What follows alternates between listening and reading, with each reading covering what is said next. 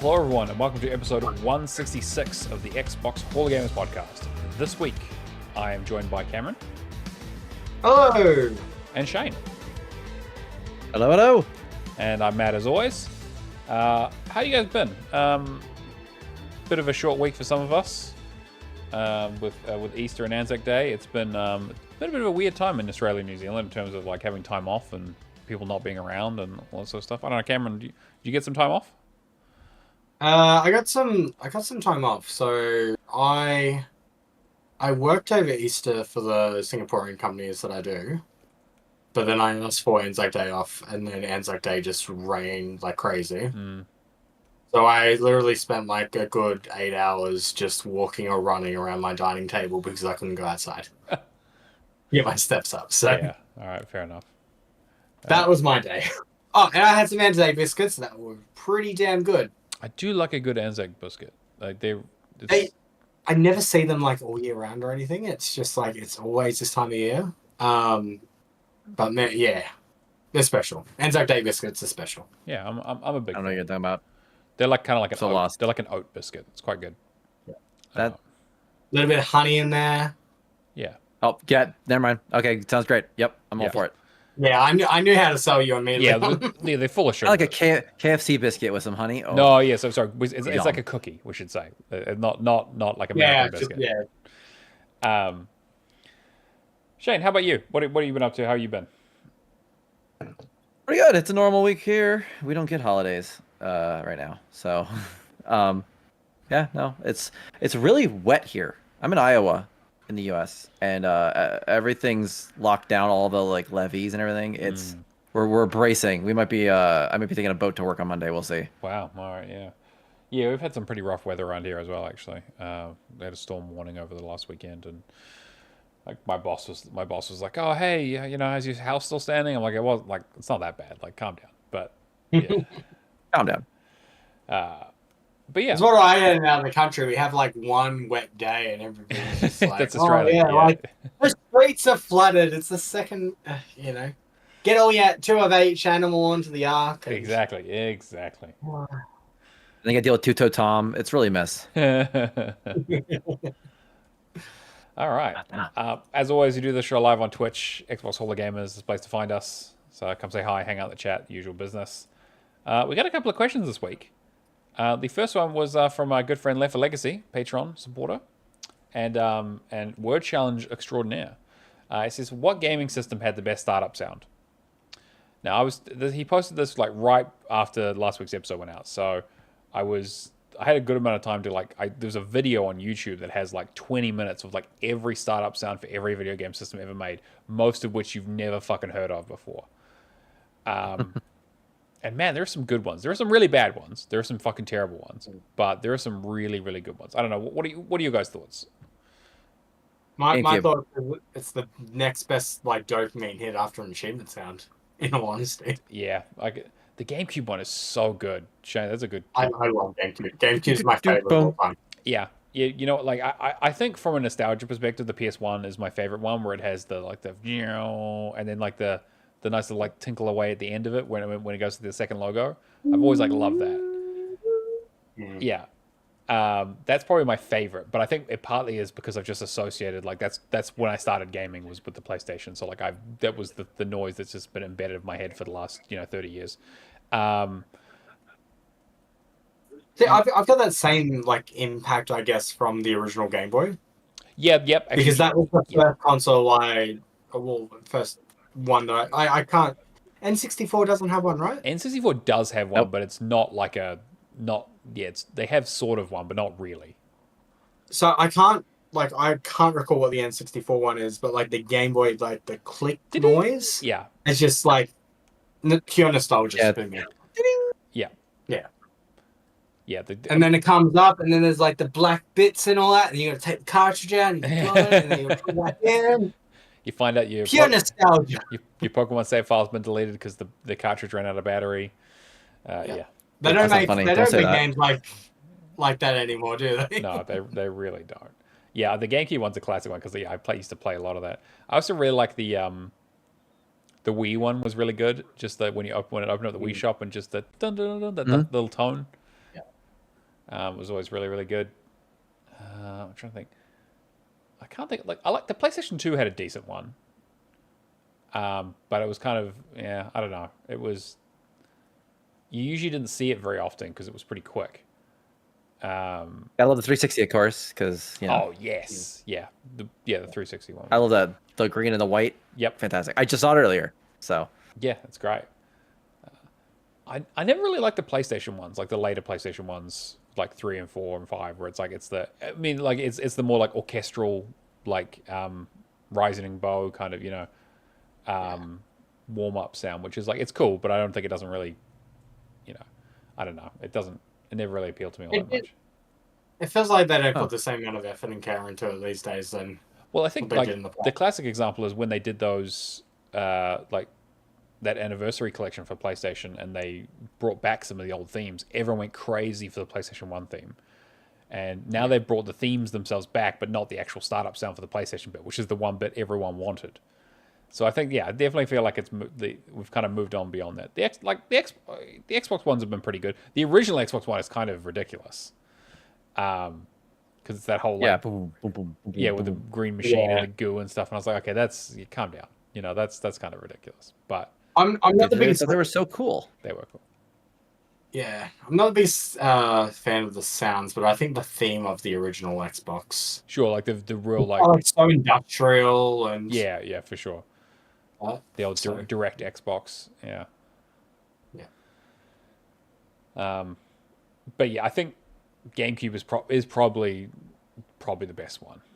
Even if it's not my favorite, it's probably the best one. It's so good. And then Cameron, you had another question as well. You just chucked in the chat. Yeah, so I decided to ask, at what age would you get your kid or a family relative, like I'm talking younger kid here, sure, to experience something like Halo for the first time? I've got that craving again of just like I want to project my idea of gaming onto you. Sure, yeah. And she's like, oh, I think this looks a little violent for me, and I'm like, all right, we'll count down another year and we'll. Yeah. Yeah, I was just thinking like that's something that I want to re-experience with my kid and see what their opinion of it is. And I guess what going into other franchises, like what do you think about this? About like introducing people to video games, like particularly kids and that sort of stuff. Especially like impressionable kids. I mean, they could not be impressionable first off. Yeah. True. Easy. Yeah, I don't know. I mean, like as someone who's not going to have kids, like that, I have considered, like thought about, like I got into gaming in a certain way. How do other people get into gaming? It's always quite interesting to me. And now that we have this sort of iPad kid generation thing, it's a little bit different in terms of like introducing them to technology and kind of controlling screen time and all that kind of stuff. I don't know. I mean, like I think I played Halo when I was like what, 13, 14 maybe, like probably. But yeah, I don't know, because I didn't own an original Xbox back in the day, not until a little bit later. And like I had one of my neighbors had Halo, and so we all went over and played the Xbox over there. And I was like, oh, this is fucking awesome. Like I'd never played, because there wasn't a lot of FPS on console before Halo, right? And like PC was not. I didn't really have like a literally. Yeah, because they basically almost invented it outside of like your Golden Eyes and that sort of stuff. But in terms of like really well-made FPS for console, Halo was really the beginning point for that. So I'm trying to think about other examples of other genres. I know the key thing I find when introducing people to video games, especially in the first-person genre, is they're like moving with the left stick and using the right stick to look at the same time. And that's something that I feel like a lot of people struggle with, regardless of age. Like it's one of those like out the gate, absolutely. It's one of those things where you just kind of have to learn that. And so I think if you pick the right thing to teach someone that skill, it doesn't necessarily have to be like an FPS. Like you could use Portal. I think Portal is probably not a bad example of like teaching someone how to like have interesting mechanics, good humor, like kind of like fun messing around, but also kind of getting used to that kind of FPS control scheme.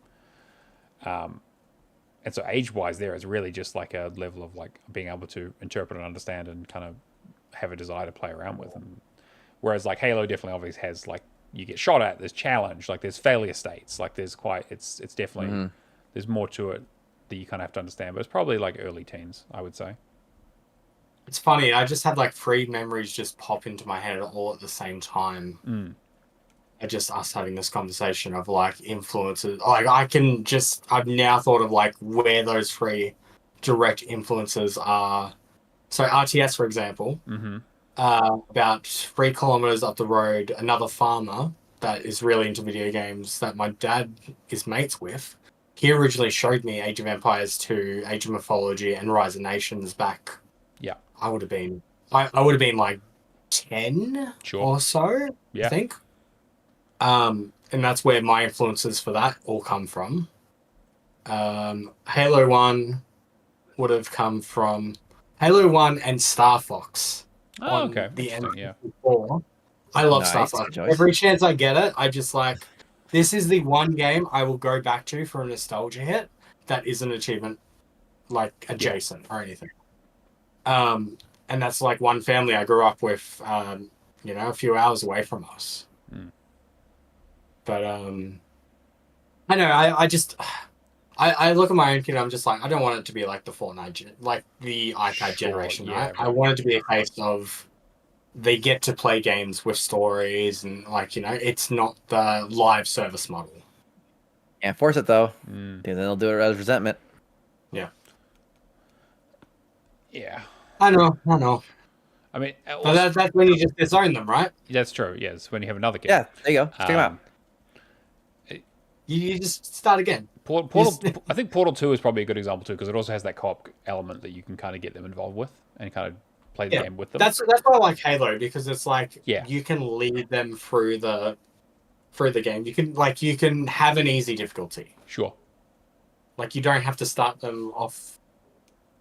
Anything that's adjustable in their favor, but still true to the experience, I think is a great way.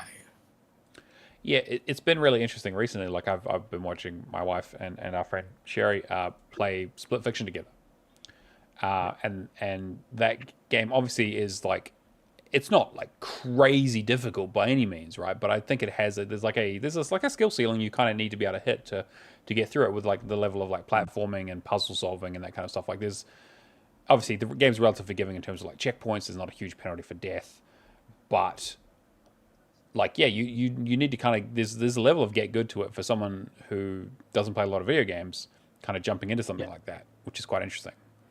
It's funny because somebody that does play video games could beat that in a week, and somebody that does not play video games. Yeah, exactly. Well, like, and that was the funny thing, right? Yeah, and like you and I played through it. And we kind of breezed through it for the most part, right? Like there was a couple of mildly tricky bits, but like we more enjoyed the experience as people. I was explaining this to Alison actually. I was like, the reason why the game I think appeals to a lot of people is that it is a love letter to gamers in general and gaming, and obviously the people who made it have a real love for the genre and the media. The entire team for sure. Yeah, right. And that was the thing where it's like we were like, oh, look at all these cool references, look at how they've done this, look at these clever stuff they've done with this and technology and bits and pieces and kind of like. Whereas like Alison's more like, okay, this is an interesting puzzle, this is like difficult, but I'm having fun with my friend, and like this is kind of more of like a fun co-op experience. Which obviously was that for us too, but it was relatively straightforward. It's one of those games too, like when you understand the supplement material, like we live gaming, we understand all the you do a leap of faith, and we immediately go like, like whereas then a typical gamer would, I'd say I don't know, but like different levels of enjoyment for it, right? And I think that having games that are like that they have a relatively low barrier to entry, but have some sort of like ramping up of skill to kind of like make you somewhat get good to be able to kind of enjoy more of it, I think is a really, like there aren't enough of those kinds of games, because you kind of start with like, your sort of cozy stuff that kind of doesn't really have failure states and is relatively low risk. And then you have stuff that kind of you go like Elden Ring and Dark Souls, which tend to be on the, again, I know that people come in and be like, oh, they're not really that hard, blah, blah. I was like, yeah, I know. Like, obviously there's like a perseverance level there. But in terms of someone getting into video games, just being able to control a camera and be able to move at the same time is like a skill set that like we take for granted. And whether you learn that as a kid or an adult. Yes.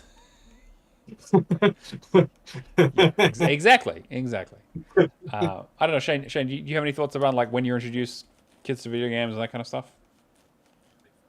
Well, my daughter was like 3 helping with Resident Evil 4 or 5 online. So I mean, That's fair. Yeah. I might have a little bit of a skewed view on it, but I also never felt that she was super impressionable. So she was able to access higher tiers of entertainment because I knew she knew what not to say, what not to do, blah blah blah blah blah. Sure. So, for skill wise, I always had her playing like Minecraft is great to start with the first person controls because it's technically a first person shooter by all accounts, and it teaches them how to. I remember when my daughter first played it, man, she did not understand. She would like walk forward, stop, then look up, and then walk forward. Nowadays I've watched her play and she can play just like anything. So, but she's 15 also. I tell you what. Yeah, I don't know. As a generation that grew up with like platforming and that, seeing kids with platformers these days, oh my god. I've tried so hard to teach Persephone how to like double jump and all that properly. And then it's like just the basic like gets up hold there. the A to get as high a jump as possible, and when to use the double jump in terms to get the most distance. You never let go of run. You're always holding that with your other button. You have the other knuckle down on A, and yep. Yeah, I know what you mean. It's an interesting one, and I wonder. We've talked for years around like the quote unquote death of video games as a medium because of the way mobile took over and all that kind of stuff, and it didn't quite work out that way, right? We obviously video games are still getting made, consoles still getting made, PC gaming is bigger than ever, but there is that generation of like people who just kind of aren't interested. Like again, a lot of people play video games now. Video games are huge in terms of like the ubiquitous. A lot. But in terms of the types of video games that still get played, it's great that people branch out, and that's why things like Game Pass are really good. But I am very curious to see what the future of like some of these genres, like RTS, which is a genre that is basically dead or close to it, is very, very niche these days. Some of these, I guess, Stick the knife in. Stick the knife in. Yeah, well, I mean, look, there's a lot of genres that I love too that you just don't see anymore of, I mean, shit, like JRPGs almost went the way of the dodo in terms of like the turn-based side of things. We're seeing a little bit of a resurgence now as the people who grew up with these games want to make more of those types of games. But if those games don't sell, then that's going to be the end of it. And I think that's kind of like we saw that with RTS with like StarCraft. Is that obviously StarCraft was successful. StarCraft 2 was also wildly successful, but outside of that, they vacuumed up all the kind of RTS interest around there. And there was a few others like Grey Goo and a few others that came out that tried to do that sort of stuff, but you just don't really see them anymore. I'm wondering, outside of like recognized IPs, how much like love there is for RTS these days. Like Probably Age of Empires and that still do well, but like it's all nostalgia essentially. Yeah. I mean, as much as I love Command and Conquer, right? I think there was something appealing. Oh, I miss those. Me too, right? Like Red Alert 2 in particular is fucking incredible, but I think compare? No, that was 3, but I love 3 as well. 3 is again, I mean, all of them are fantastic, but I think 2 is kind of where I need to play them though. Yeah, I think you'd really enjoy them. Well, actually, no, I know you would really enjoy them. Oh yeah. Well, the RTS player would really enjoy an RTS. Well, yeah. Well, actually, I mean, also just the FMV stuff in that game is just top notch. Yeah. I mean, I've talked at length how much I love FMV stuff in video games. Yeah, but Command and Conquer is the perfect mix of that.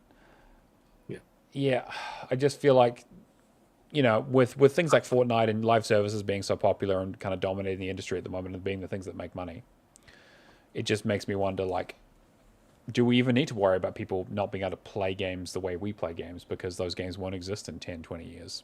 Or at least if they do, they'll be a smaller and smaller subset as these kind of behemoths just kind of continue to grow. I don't know, but I just think, it's an interesting... There was a study that came out recently where it showed people are barely playing games even. I mean, they're playing, but they're playing like 3 games all year. And they're playing a lot, but just those 3 games and that's it. Or 2, or even 1. And that's the live service dream, right? Is that the game doesn't just get your money, but they get all of your time, so you can't play anything else.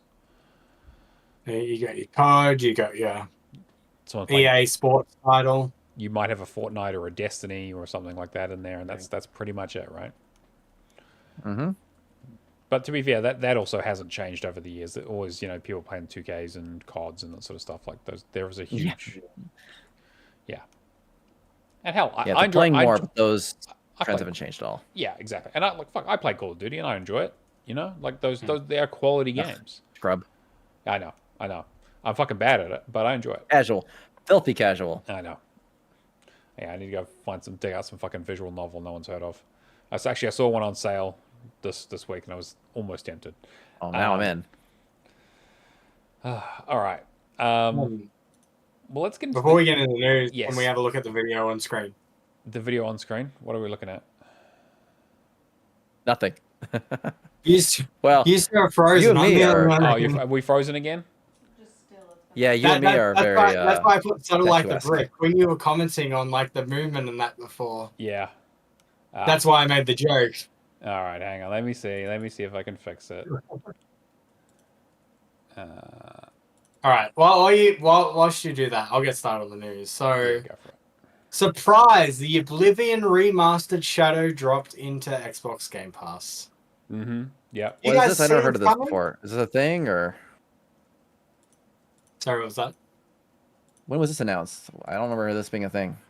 It wasn't It officially was announced. Shadow dropped, until- right?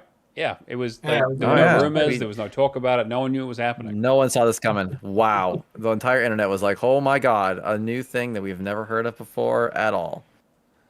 Yeah. In all seriousness, all those people that said it was coming out like what the 21st, and then it was like actually the 22nd. Yeah, man. Well, Was like, did they just hold it back a day just to be like, I yes, hope you they were did. wrong? I hope they did. I would be do I'll that. show you, motherfucker. Yeah. I would 100% tell the rest of the dev team in the situation like, nah, we're gonna wait an extra day. We're gonna get those. I'm sure that Jeff Grubb motherfucker. Sprinting around what's the up. office like we're one more day, guys. One more day. We're just gonna just don't trust me. It'll be funny. It'll be funny. Okay, one day. Oh, I would 100% do this in this situation too. I- I'm pretty sure there was a Steam developer that accidentally clicked like the release early, and it's like, oh yeah, it's out in the world now. I think it was that It's like new whatever. that RTS game that was coming out. Yeah, which is funny enough. Yeah. They released it a week early and they just decided to just leave it up because like, whatever, the game's there. It's like, oh whatever, we'll just patch it and all that. Yeah, cool. Yeah. I mean, we're excited for Oblivion. I assume all of us. I've never played, Oh, interesting. Okay. Yep. so I feel like there is a number of RPGs I need to get around to this year. Mm-hmm. I think Expedition 33 is probably going to be the first one once there are some decent guides out. Yep. Agreed. I mean, Lee's been playing for Avowed. I'm definitely interested. I haven't had a chance to look if there is any proper guides yet. I There's imagine a there would be. few. There's a seeing it's few, been, like but months. yeah, I think Yeah. it also had some technical issues too. So I've been kind of waiting for some patches. Yeah. And then for all, I know they say this is remastered, but I mean, realistically, is this a remake? I guess Technically, I'd say remaster still. it's technically still remastered because under the hood it's still the original game. They Mhm. like they've prettied it up and they have made changes, but the engine running underneath it is basically still the old Gamebryo one. Just running with on scotch tape and toothpicks at this point, man. Yeah. Jeez. Yeah, But what you're saying is I can use a guide from 2000 and what was it, 2000? As far as I know, yeah. technically, probably in terms of like quest content, yeah, I guess so. Yeah. In terms of mechanics though, like leveling and all that kind of stuff, that's kind of all new. They've Yeah, changed changed all kind that. of like how the sort of leveling system works from kind of it's an amalgamation of the original Oblivion versus some of the more Skyrim-y sort of stuff. They've also added some stamina stuff in there and like some hit changes to the You can combat. sprint now. Yeah, which is great. Oh my 'cause god. the game could be a little slow at times. But yeah, like I'm a big fan of the original. I love the original, but I also have not played it since it came out.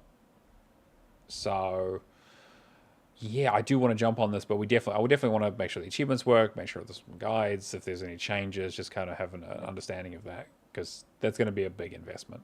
And I'm already playing a big fucking RPG this week, so ooh, yeah. There's so many good games coming out at the moment. I'm just like, all right. All I wanted to do this year was really knuckle down on backlog, and It's not happening. I mean, I'm trying my best, but they keep throwing really good stuff at me.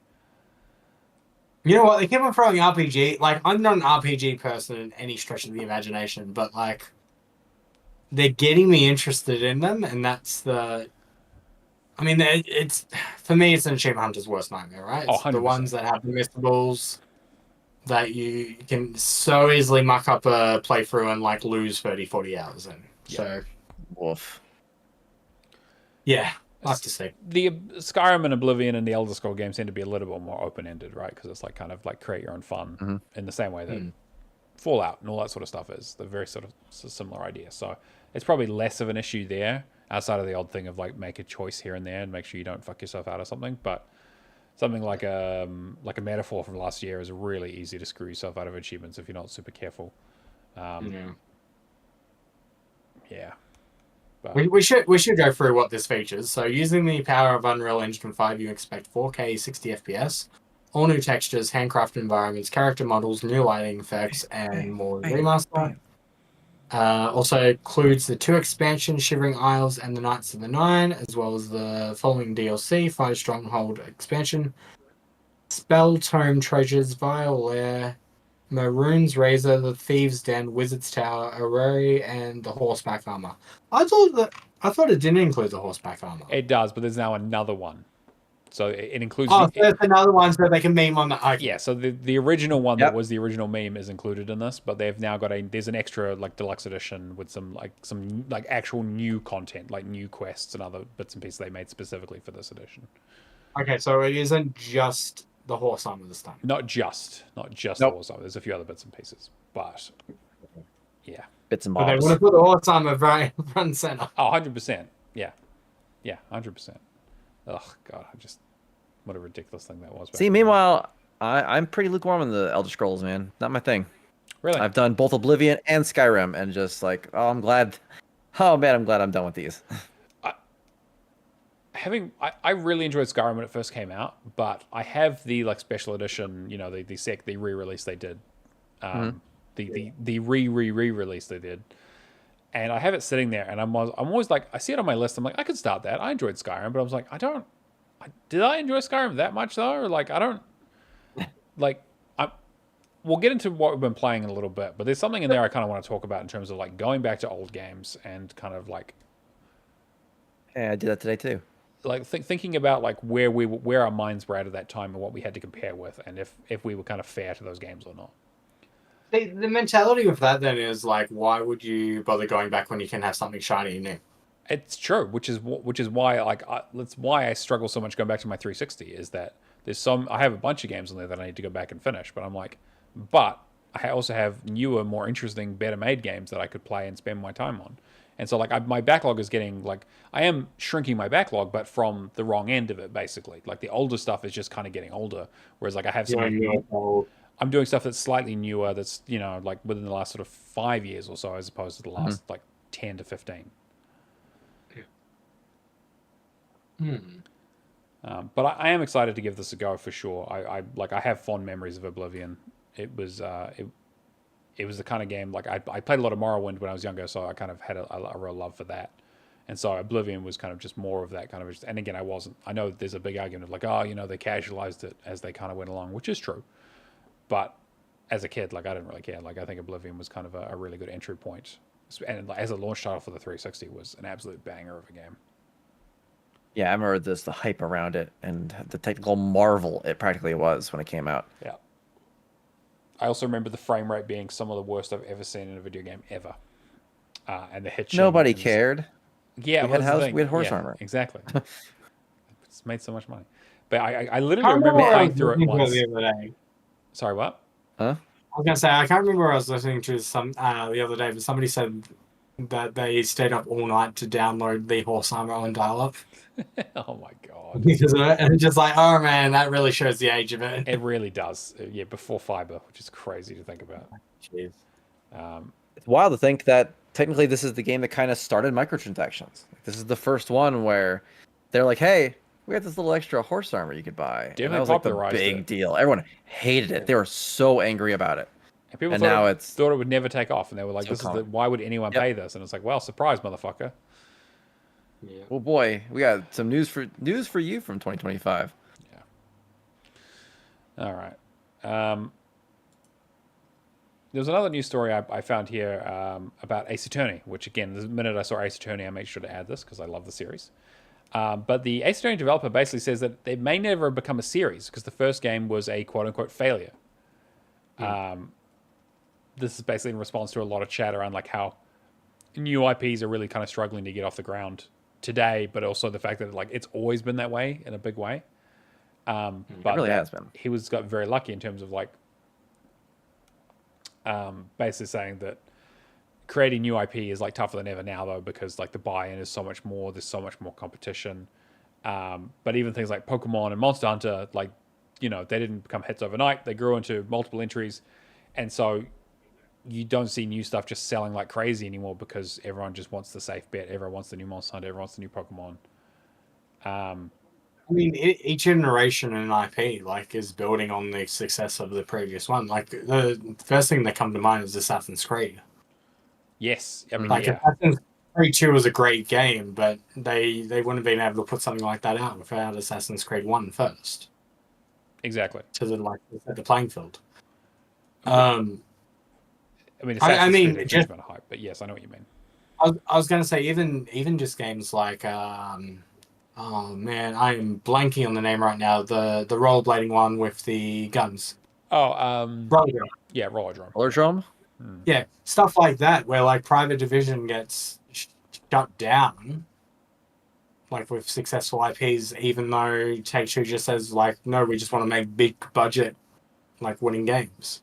Yeah, exactly. Like they were like, yeah. Take-Two were like, yeah, like we're only interested in large investment winners, which is a crazy thing to say, but it is a real shame. And like, even if that game did well, sometimes it's like, well, they didn't make all the money, so they're done. The example I give here is like Ace Attorney was selling like 80,000 copies in its first week versus like Devil May Cry and Resident Evil selling 1 million. Again, this is all like Capcom internal stuff, but and like surpassing 3 million sales. And that's the kind of thing that today, like if that happened, that series would never continue. There's no way that even Capcom today wouldn't be like, you know, we're kind of just gonna we're just gonna shelve this. It'll be a one-off and we'll be done with it. Wait on Exoprimal too. Exactly. Well, yeah, and that's an interesting case. So, like Exoprimal is one of those things where, to be fair though, I think that when you saw Exoprimal, you're like, this is not going to go anywhere. I think like it was pretty clear from the beginning that, I don't know, maybe it's just because like But then everyone really liked it though. People liked it, Like right? it got pretty okay reviews. It had a moment, you know. That's true, and it was on Game Pass, so like it was pretty accessible. But just kind of, I don't know, like I feel like you kind of, I feel like we get a sense for a lot of this kind of stuff as we watch all these trailers and talk about this stuff week on week and kind of get an idea of like what's going to do well and what isn't. And not always right, but yeah, I don't know. It's wild to me something like Ace Attorney is successful though, given that like what it is, and like I love it, but it is essentially a visual novel and a point and click adventure put together on a Game Boy. Yeah. But yeah, they sort of basically were really lucky that they kind of didn't give up on it, and now there's like 11 different Ace Attorney games, which is crazy. And like, yeah, they said like, yeah, there's a stage play, there's an anime, got turned into a movie. Like it was a hugely successful franchise that they also have not done anything with for fucking ages. I need a new one, guys. Come on. No fairness, I haven't done anything with Devil May Cry either. Wow. Other than the TV. Well, they did 5. That just got in a show, so we'll see. Yeah. Five wasn't that long ago. It was a few years ago. It was what, 2018? Something like that. Terribly long. I always think of 5 as like being like start of the Xbox One generation. No, it was a little later on than that, I believe. But no, the gap between 4 and 5 was big. Like 2019. Yeah, so it wasn't that long ago. I mean, again, that's 6 years ago, but yeah, I don't know. But also, it just does not feel as old as my kid. Like it just does not compute in my brain. Yeah. But yeah, I guess it would be great to see more new IP. I'm always excited to see new interesting stuff, especially from the Japanese side of things, where it's like tend to be a little more conservative, and the indie scene is kind of a little bit different over there in terms of like how they make games. So when Capcom comes up, I would say the indie scene's kind of different in general. Like we're talking about all these big budget like main titles, but everyone on YouTube's playing what, Repo right now, or what's the big thing? I mean, Schedule 1 is the big thing right now. Like Schedule 1's the big one thing right now. That's true. Everyone's playing Schedule 1, yeah, because drugs. I just you never quite know what's going to be a hit, but it's always fun to see. I like it when these companies still take a chance. You get something like Path of the Goddess from last year, like that again. One of those kinds of games that just kind of don't really get made that much anymore. So I think South of Midnight is also like a really good example of like the kind of game that just doesn't usually come out. I think AA in general. Yeah, that kind of space. AA is a yeah. And AA is kind of disappeared in a big way. So it's good to see. So like it's showing up in some way, which is great.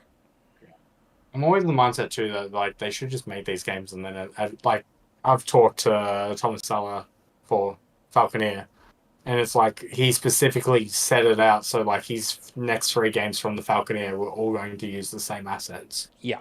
So he could cut down on time being a solo dev. Yeah, which is smart. Like building a world, you know, if it's successful enough to kind of to warrant it. Yeah. It's like if you got the systems, then like why reinvent the wheel? Unless you really want to make something else. But yeah. Which, you know, sometimes you do, right? Like I think that you get someone like Ninja Theory, for example, like they've made all kinds of different shit in terms of like they've run the gambit in terms of the game types that they've made. And they're like a, you know, AA studio. So it's always interesting to see like what, I don't know. This also kind of maybe ties in with what I've been playing a little bit around like BioWare, for example. There was that whole thing around when they made Anthem, and everyone was like, "Oh no, EA's forcing them to make a mech, a like live service mech game when they should be making another, you know, amazing RPG, Mass Effect or Dragon Age or something." And then it turned out they're like, "No, we just kind of wanted to do something different. We were kind of tired of like making RPGs, and we kind of wanted to do something, you know, branch out a bit, not just be the RPG studio." And obviously it fucking crashed and burned and it was a terrible idea. But they didn't know that at the time. Yeah. So I'm of two minds about it. Like I love seeing the best of the best doing what they do best, but also understand that some people want to do different stuff. And I think that's okay too. But yes, I need another Ace Attorney game. I think that's why I put this in here. I was like, fucking also put the Ace Investigations, the Miles Edgeworth ones on sale for a better price than 20% off, guys. Because Game Pass. Well. We'll put them on Game Pass. Put them all on Game Pass. Or back to Game Pass. Why not picky? Yep. Apollo Justice was fucking good. That collection was somehow find a way to bring those latent Ace Attorney ones to Xbox too. Yes, actually, all of the Layton stuff. I love Professor Layton. That's Oh well, that's a Nintendo franchise in general, so that's gonna be hard. But level 5 are the ones who. Level 5, kinda, yeah. But I wonder who owns the rights to that. That's an interesting one. It's probably Nintendo at this point, though. Was he in Smash Bros? I don't think he was. No, he wasn't. So maybe it isn't Nintendo, straight up. Could be. I have one matchstick. It's one of my favorite Penny Arcade comics. I'll post that after this. All right. And then there's the thing about Split Fiction, which, again, we kind of talked about previously, is apparently getting a film adaptation with Sydney Sweeney and being directed by the person who did Wicked, the Wicked movie. And apparently screenwriters from Deadpool and Wolverine are working on it. So this really does feel like it's just a bunch of different genres thrown together, which I guess is fitting. I don't know. What do you... I mean, we obviously do video game movie adaptations on our Lights, Camera, and Action show and kind of run through them and critique them. So this will probably be on there if this ever gets made, which who knows? Because I feel like... Odd. Yeah, again, this sounds like the kind of thing that's going to get stuck in development hell and it's never going to come out. But I know that the same company bought like the rights to like A Way Out and It Takes Two as well. So like they just would like... Just Cause and Streets of Rage and Shinobi and Toe Jam and Earl. They just bought a bunch of shit. Are we gonna have like an Haze like MC like SCU? SCU maybe. I don't think so because again like those, I don't know if those games are technically set in the same universe. Maybe they are. I don't know. It's not I mean, they could like interconnect. They could do. Yeah. Joseph 10 years from now, we'll be back when we like. You remember all these three like just being tied together and. As I think Joseph Farris shows up at the end of It Takes Two with an eye patch, being like, join the Avengers Initiative. I don't know. All I want from this movie is like Joseph Farris like swearing at the Game of the Year awards. I want a cameo of that and nothing else. Fuck the Oscars. But then he wins an Oscar. He's going to be in the movie. Come on. Of course he is. The man is such a personality, obviously. Yes. Bring it full circle. fuck the video game industry in this movie. Fuck the Game Awards. Fuck Yeah. the nomination. Well, can he say it to like the developer or whatever, the one that's stealing the ideas? Like Yeah, there you somehow go. tie that in, like Sure. swear him out. Yeah. I mean, to be fair, that speech is in Split Fiction if you look closely enough. It was also in It Takes Two as well. So like they fucking love that speech. It's so funny. I know this is interesting casting to me. I'm more interested to who would play Sydney Sweeney's counterpart now, and which one each decides on doing, because I can't think of what the actress's name is, but there's one that like perfectly fits Mio, like is real life lookalike of Mio. Yeah. But I've never heard the actress's name before. They just did like a, Oh yeah, like your dream casting sort of thing. Yeah. Yeah, I don't know. I mean, I feel like Sydney Sweeney playing, I don't know, playing Zoe would be kind of weird. I don't know, like playing through the game, Sydney Sweeney doesn't really sound. I feel like she'd be much more on the Mio type, but Yeah. But maybe it's just the British accent thing. It just I feel like you need to get a Brit for that. I don't know, but again, I'm talking like this movie's ever going to get made. This is not happening. I'm telling you right now. This is not. Like, there's no way. Well, I mean, but the fact that they have her attached is weird. Like if they're just going, hey, we're kind of putzing around with a Split Fiction script, that'd be one thing. But the fact that like, and Sydney Sweeney is in it, like, okay, well, that's kind of putting your line in the sand a little bit. Is this just early marketing to gauge interest, though? Really? I think so. I mean, that's part of it, right? I mean, they're trying to capitalize on the fact that the game was very successful this year. But apparently, it's like, so weird that she's in so many things now. It's the third highest rated game of the year, right? It's like it's a up 91 there, compared to yeah, Claire and Blueprints to 92. Yeah, it's up. It's definitely, and yeah, I'm trying to think. There was one other I think that I'm something blanking on, but yes, basically, yeah, it's up. It's up in the top 5 for sure. Sydney Sweeney's also like going to be producing the Outrun movie with Michael Bay's directing that. So I guess maybe it's just like they just want to like get her stuff out there and just show that she's kind of doing stuff. And I don't know. So it does seem very weird.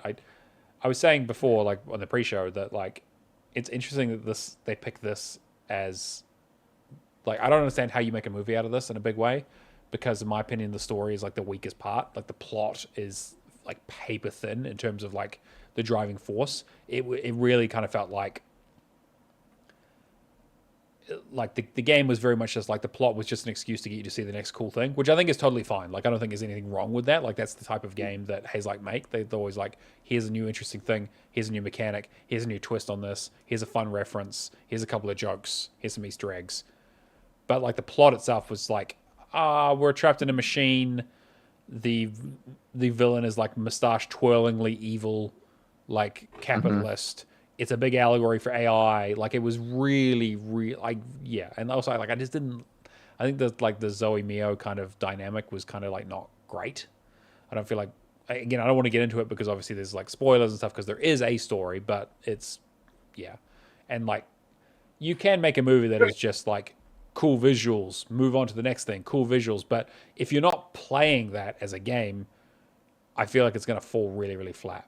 But that's see, I feel like they can't really properly translate every kind of game genre that they have in that game. Like, I feel like they're either going to pull a Multiverse of Madness, where they quickly montage a bunch of different ones, but they're in like 2 or 3 main ones that they deal with. Or it's going to be a better made version of the Emoji Movie where they're just popping between random things, and that just happened kind of comedy the whole time. That's what I'm worried about. I feel like it's going to be very MCU'd, like Joss Whedon dialogue. Oof. That's what I'm wondering, like if this is how faithful is this going to be to the games? Because like, I mean, even a comparison like LCA with Borderlands and Fallout. Like the reason Borderlands fails for me is it's adapting to the source material, whereas in Fallout is using it to build upon. It's building a universe. Yeah, it was like this is very clearly going to be an adaptation of this story because the world building stuff doesn't really work. There's no universe. You could do a Split Fiction adaptation where they're building on this rather than it just being a clear cut copy. Yeah, I don't know, but I just don't. I think just taking like at its bare principle, the premise of having like two realms and being split between both and having an emotional journey, you could add it to film.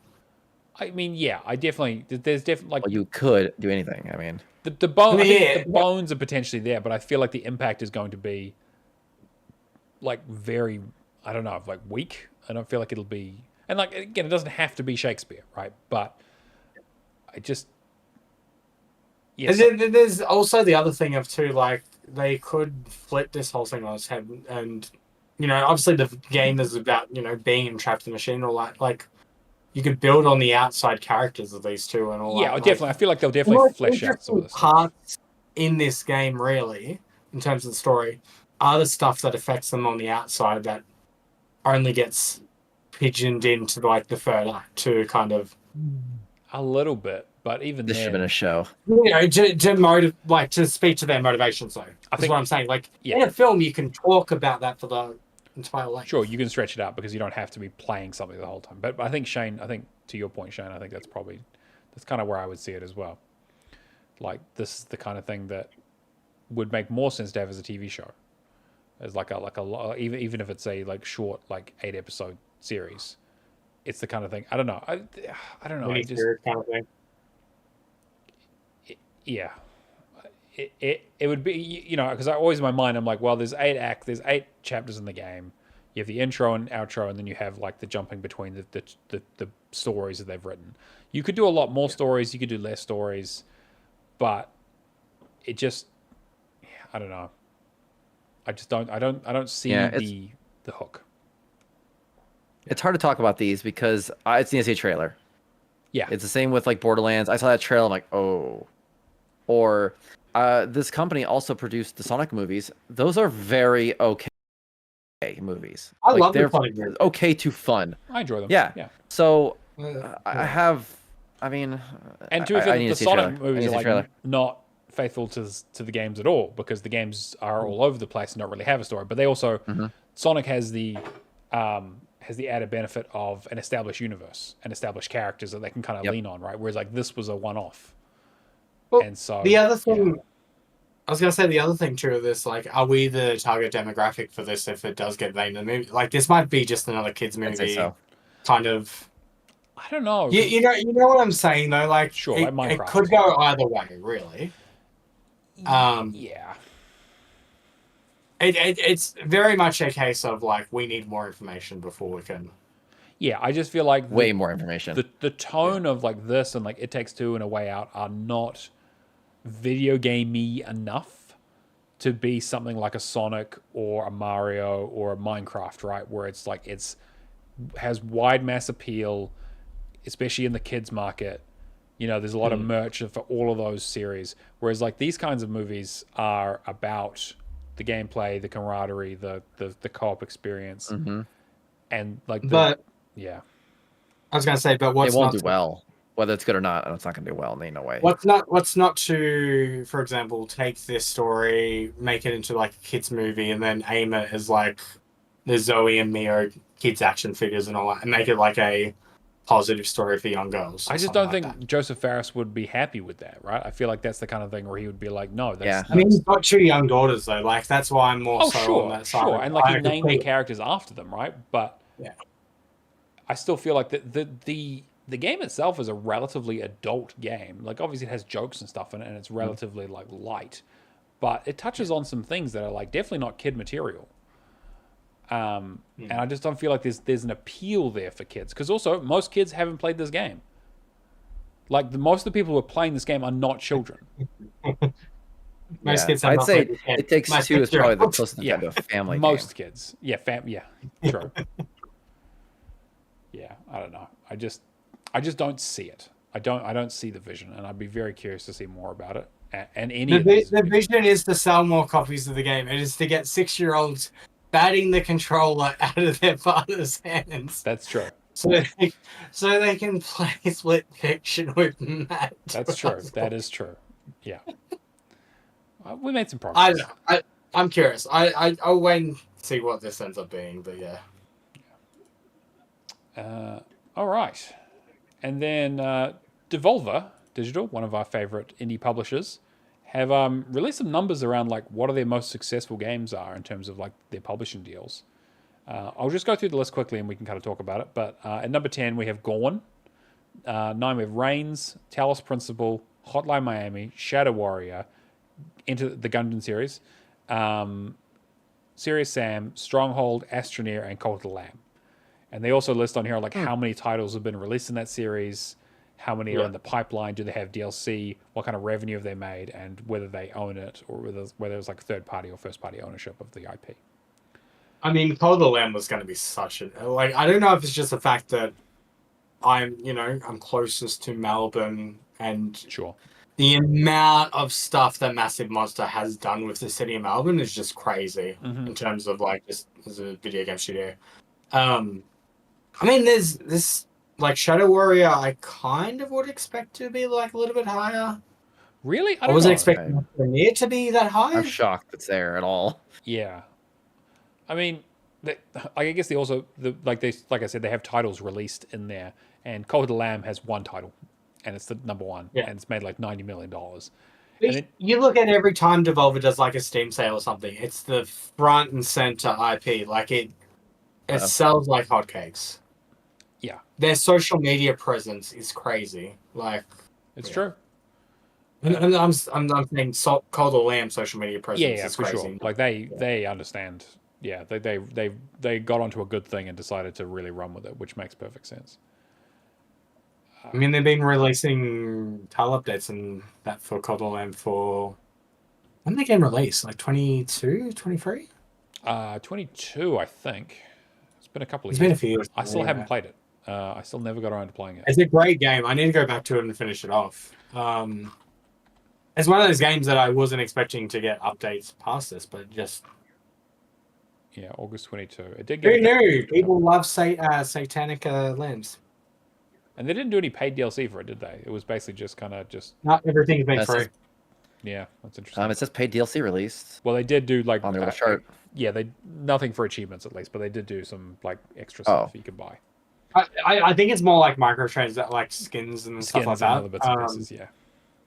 Because they've done like deluxe editions with like vinyls and like special cover art and that kind of stuff, but I don't think like content most gameplay elements are like just free updates. And then you have something like Serious Sam that has 11 games. I don't. Yeah, it's kind of wild to see Serious Sam and Shadow Warrior on here. Like, good for them. I mean, I guess Serious Sam probably just is up there by just sheer number of games. Like 11 games is a lot. And I don't know if... Did Devolver publish all of those? I don't know if in the early days. But... No. Both those franchises are pretty old. Serious Sam and Shadow Warrior. Like those... Yeah, well, I mean, Shadow Warrior 3 had a game a few years ago. And that was, that was decent. And Shadow Warrior 2, I think, was actually pretty successful. People quite liked that one. Yeah. But then the first one, they don't want to talk about that. No, no one wants to talk about the first one. Problematic a little bit. But it's fun to see Serious Sam and the Talos Principle here, both from Crow Team. Like they just both of their like, hey, my shooting game and my thinking game, they're doing great. I need to play the second one actually. I really enjoyed the first one. I mean they remastered Talos Principle 1, so I was going to assume they did pretty well with it. Yeah, exactly. It's yeah. I didn't realize there's 5 Reigns games. It's like one of those games that I've always been interested in downloading, but yeah, I don't know much about them to be honest. It's only Steam. It's I think if I'm not mistaken, it kind of takes the same principle as Yes Your Grace. Right. Okay. Oh. That's good for try the left to right to impose the free will upon the kingdom. Oh yes, okay, I know. Yes, I've heard of this. Yeah, those are like smaller games to be fair in terms of like what they actually are, but they're really interesting and lots of fun hidden shit in them. It's interesting that Hotline Miami is on here, considering the Hotline Miami 2 came out a long time ago, and that still made them $30 million off those two games, which is crazy to think about. People love it. Oh, people, yeah. I think it also has that appeal of being a banned game too in Australia. Yeah. Like the Switch was their most successful console. Yeah, which good sales, like good.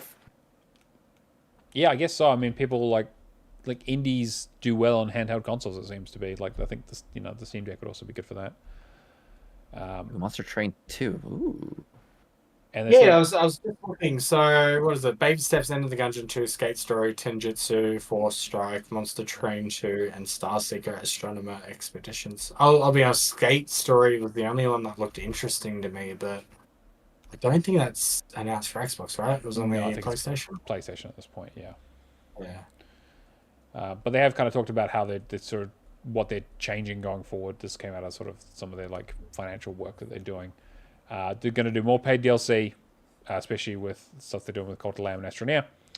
More definitive editions, a few sequels. They're going to reduce investment on third-party games and focus on smaller budgets on smaller games with kind of potential to grow with DLC, which seems like they're kind of going to invest in some like they're going more franchisey, which I guess unfortunately kind of makes sense. And they're going to be looking to reduce their team size by like 50% in some places. So they're obviously trying to consolidate, and just kind of make like first party development the big thing, because you see like most of what's on there is first party that's the most successful outside of like Gold to Lamb. Yeah, so I guess we'll see what they have going forward, but I'm always excited to see what they've got in the works, even if it isn't like, again, if it's another fucking roguelite, they usually at least have an interesting twist on it. You know, like it's the way Devolver does business. I've always been very interested in their games. Still haven't picked up Lucky Squire though yet. That was on sale. I needed to come down enough. Like Yeah. I still feel like it's a bit I think it's a bit pricey. expensive. Yeah, I'm with you. All right. What else have you found for us, Cameron? All right, we'll breeze through these next two. So Remedy's Remedy's FBC Firebreak has a release date and it will be an Xbox Game Pass and PlayStation Plus on day one. So it's a free-player co-op first-person set in the Control universe, and it will launch on June 17th. It's retailing for $39.99, which that's American, with a deluxe version priced like $10 more expensive, including cosmetic options, voice packs for players looking to further customize their squad. According to Remedy, Firebreak will offer free and premium cosmetic items, but nothing will be time limited. This system, known as Requisitions, rewards players with new gear and cosmetics simply by playing the game. Players can buy new weapons, equipment, armor sprays, and more with in-game currency and free gameplay, and there are no limited time windows or rotating stores. If an item is added to the game, it's always available. The gameplay looks compelling. VGC was saying the gameplay looks compelling for what they were shown, but its real strength lies in how much license the Control universe gives the team.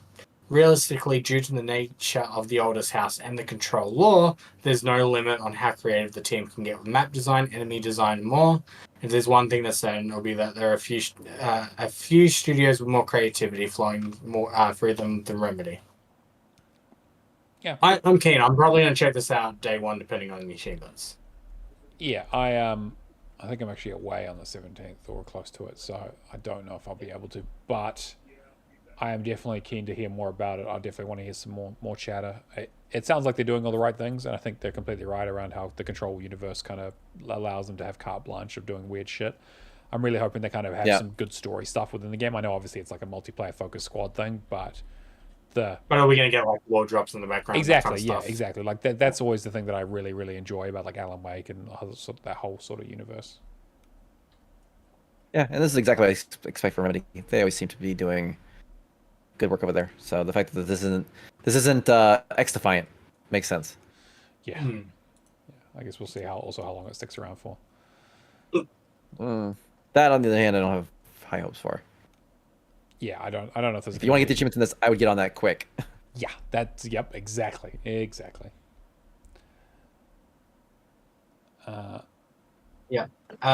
for the next one. So good news story. Instead of shutting down the mod team remaking Oblivion Skyrim, Bethesda gave the team Oblivion remastered keys. So a group of modders who have been recreating Elder Scrolls 4 in the Skyrim game engine have been given 3 copies. The Sky Oblivion project started back in 2012 when developer Zilak? Zalav? I pronounce that. Zalav created an early tech demo showing what Oblivion could look like in the Skyrim engine. Since then, the project has continued to grow in scale and ambition, and the eventual aim being to fully remake Oblivion, including the world of Cyrodiil? Cyrodiil, yep. I'm not good with this Oblivion is, and all of its quest locations and characters in Skyrim's Special Edition. When reports first starting to emerge that Bethesda was working on its own Oblivion remaster, some were concerned that the publisher would demand the Sky Oblivion project end so as to not interfere with potential sales of its own release. Like, there was also that Fallout one. Fallout London. London, that's it, yeah. Yeah. Again, like Bethesda's usually been pretty good around like the mod stuff because they realize that mods are. Yeah, I would be shocked. Anyone thought they would just shut this down. Yeah. But I feel like other. I mean, other companies than that, though, they don't hate. Well, yeah. Nintendo. I mean, like could Nintendo. potentially cut into their bottom. The mentality of that is just like it's potentially going to cut into our bottom line. When realistically, the person that loves Oblivion as a game and loves Skyrim is going to go like, why can't I just play both? Yeah. Like I'm going to be interested in both. So I don't know. So yeah, somebody from the team basically said, huge thanks to our friends Bethesda Studios for the continued support of Sky Oblivion. His massive fans would be ungrateful for the generous gift of Oblivion remastered game keys for our entire modding team. Thank you for everything, Bethesda. When a followed suggested that 2 separate releases could satisfy a single fan base, the account replied, exactly. Also, to clear up any confusion, Bethesda made it clear they have no intention of shutting down a project. Yeah, so it sounds like they're doing the right thing, which is great. Who knows when Sky Oblivion actually is going to come out? I know they said like later this year, but like this thing's been in the works.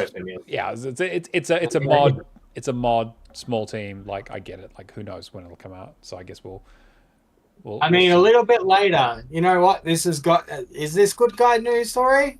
When all the modders get sent a free key to distract them from... they're going to be busy playing Oblivion instead of making it. They're too busy now. They got another RPG to knock off. It is interesting that the new remake apparently doesn't have official mod support for whatever reason, which is a bit strange. People are making mods for it already, but... Yeah. I'm sure the toothpicks and tape under the Unreal 5 engine is barely held together anyway. They're not going to officially support mods and deal with that mess too. Ain't no way. Yeah, it's a good point. And then last news story is Xbox Cloud Gaming is now available on LG Smart TVs. Yeah. I haven't personally tried this myself yet. I have like an LG C3, which I think is a 2023 model. Yeah. Oh, okay. I just linked the new story. The rollout, which includes 2022, 2023, and newer models. So I need to download the newer OS. So technically, I've got 5 Xboxes now. 6 if you include my Ally.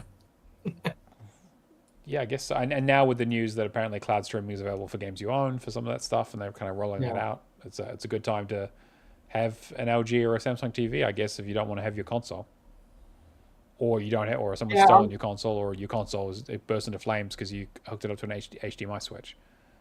So I'm interested in this, right? Because LG TVs, if you plug in a Ethernet cable into the Ethernet port on them, they're limited. You get a worse connection going off Ethernet compared to a wireless connection. That's weird. For an LG TV. Why? Because when I don't know, because the Ethernet cable, I was getting like 30... Oh, this is going off memory. I think it was like 30 or 40 megabit compared to like my 1 terabyte.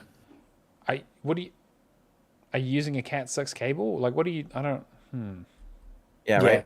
It's really weird. And like when I looked it up, it's like, yes, this is a common thing. They chipped out on that particular. Oh, yeah, okay. Well, I guess to be fair, they're all right, cool. It's probably like, how many people actually hook up an Ethernet cable to a TV? It's probably minimal at this point. Everyone's using wireless. Yeah. Yeah, I know, obviously, but we're fucking nerds. I tried to. Yeah. But it's interesting. I'm interested, like how cloud gaming is an experience over wireless with that as well. That's the other consideration I have with this. But I mean, like, if I need to get like a few consoles together, then yeah, that's true. This is probably a good alternative. Yeah, I don't know. I mean, I don't hook my smart TV up to the internet at all because I don't trust it. So it remains a dumb TV. Yeah, we got too smart now. Yeah, exactly. I think ads. what It's do they just the say? ads there. The So many ads. IoT, the Internet of Things. The S in IoT stands for security. Like it never sounded like a good idea to hook my TV up to that. Especially with See, I Samsung don't doing want shit. to, but like everyone's like working towards. I mean, everything's digital now, and because I live so regional, the reception isn't that great.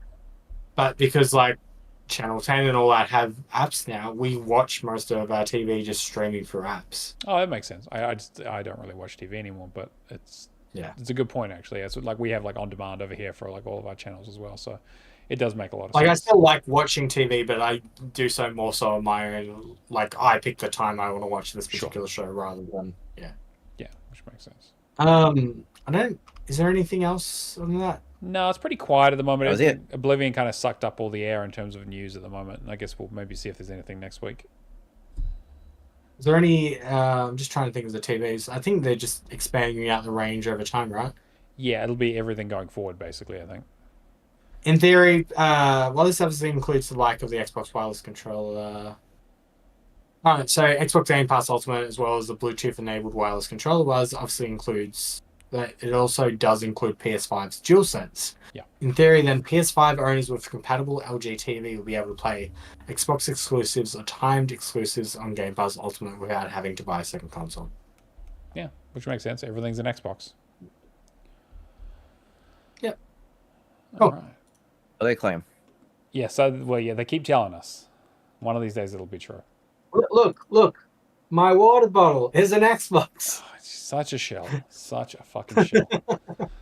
All right. Hey, this is the one they gave us for free packs like all those years ago. That's true. And then Game Pass updates. This not a huge amount. They kind of did their announcement last week. We had a few things that have come around. So we had Claire Obscura join on the 24th, and we have Towerborn joining later this week on the 29th, and then Far Cry 4 is joining on the 30th. And then on the 1st, we have Anno 1800 and Call of Duty Modern Warfare 2, the